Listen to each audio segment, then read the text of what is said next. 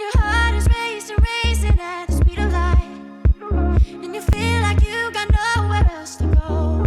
I mean, when we were first talking about working together, it was a brand that I actually used on, the everyday. Like, I had things from GHD, so I just thought, oh, like, it would be so nice to actually work with a brand that I use instead of some brand that I have never used before.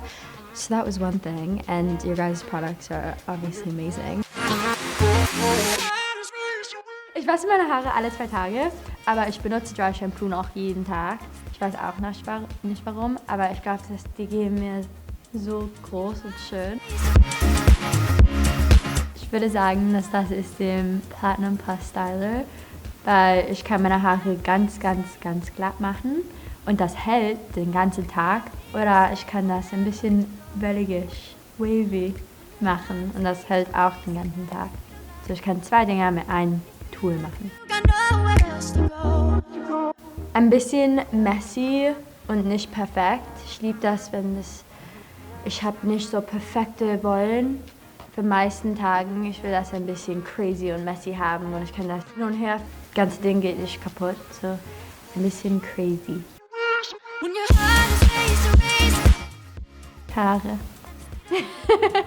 Ich kann nicht rausgehen, wenn meine Haare sehen so nicht gut aus und dann mein Make-up sieht ganz gut aus. Meine Haare muss schön und groß und so wellig oder was alles.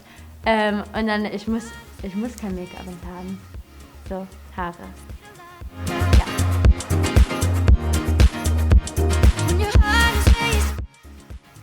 Ja, ich bin so happy, dass GHD hat hier von Deutschland zum LA gekommen und das ganze Tag geshootet mit mir.